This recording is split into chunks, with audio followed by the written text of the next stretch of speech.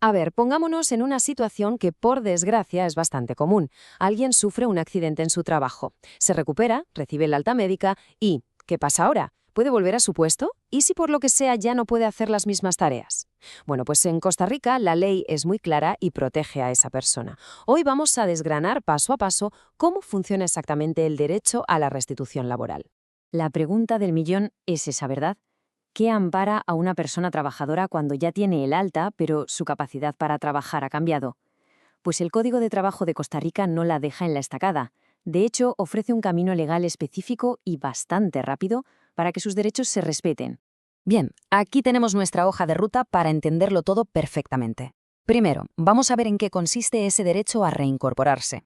Después, cómo se inicia el trámite, qué puede hacer la empresa, cómo decide el juzgado y, para terminar, algo muy importante, qué pasa con los salarios y las posibles sanciones.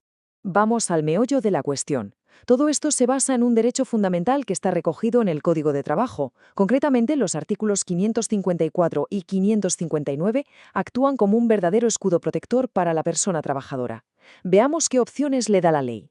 El artículo 554 es clarísimo, no deja lugar a dudas. Ofrece tres caminos. El primero, solicitar volver al mismo puesto que se tenía. Si por la nueva condición física o mental esto no es posible, se pasa a la segunda opción, pedir una reubicación en un puesto que sea compatible. Y si ninguna de las dos es viable, queda una última vía, solicitar el pago de todas las prestaciones legales. Pero ojo, y esto es muy importante, esta protección no es exclusiva para quienes han sufrido un riesgo laboral. La ley es más amplia y extiende este paraguas a otros colectivos de trabajadores que también necesitan una protección especial. Aquí es donde el artículo 559 amplía el campo de juego. Este mismo proceso superprotector se aplica, por ejemplo, a personas con discapacidad, a trabajadores que tienen fueros especiales, pensemos en mujeres embarazadas o líderes sindicales, y también a quienes tengan su estabilidad garantizada por un convenio colectivo. La red de seguridad, como vemos, es bastante ancha. Vale, ya conocemos el derecho. Ahora la pregunta es, ¿cómo se pone en marcha todo esto? ¿Cómo se activa el mecanismo?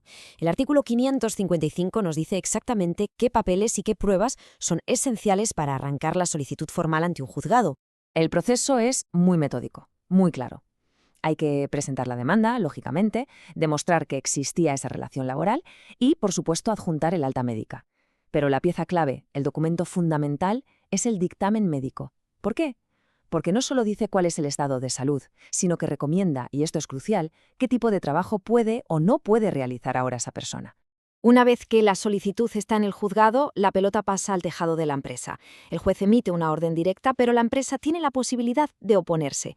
Y aquí es donde la cosa puede tomar dos caminos muy, muy diferentes. Vamos a verlos.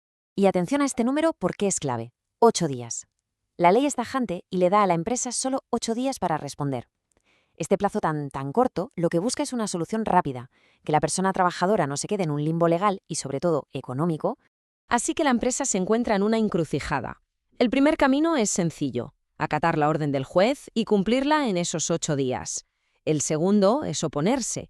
Pero claro, no basta con decir no, tiene que presentar sus propios argumentos y pruebas y todo dentro de ese mismo plazo, que es improrrogable. En función de lo que haya hecho la empresa, el siguiente paso lo da el juzgado. El artículo 557 nos cuenta cómo se resuelve el conflicto, tanto si la empresa ha decidido cumplir como si ha decidido oponerse. Como se ve, los plazos dependen totalmente de la respuesta. Si la empresa no se opone, la orden se ejecuta y listo, caso cerrado. Si se opone, el juzgado tiene solo 3 días para resolver. Y si considera que hacen falta más pruebas, entonces se convoca una audiencia, pero con un plazo máximo de 30 días para dictar la sentencia final. Todo muy rápido. Y ahora llegamos a una parte muy interesante. ¿Qué pasa si la empresa se opone y al final pierde el caso? Pues el artículo 558 establece unas consecuencias económicas muy serias, diseñadas para que las empresas no se opongan a la ligera. Aquí es donde la ley se pone realmente seria. Cuando una empresa se opone a la reincorporación y el juzgado acaba dando la razón a la persona trabajadora, no solo tiene que cumplir la orden inicial, sino que además se enfrenta a unas sanciones económicas importantes. Primero, hay que entender bien qué son los salarios caídos. Es un concepto clave. Se refiere a todo el sueldo, el salario íntegro que la persona dejó de cobrar desde el día que le dieron el alta hasta que se emite la sentencia final. Es, para que nos entendamos, una compensación por todo ese tiempo de espera forzosa. Y esta es la primera gran sanción.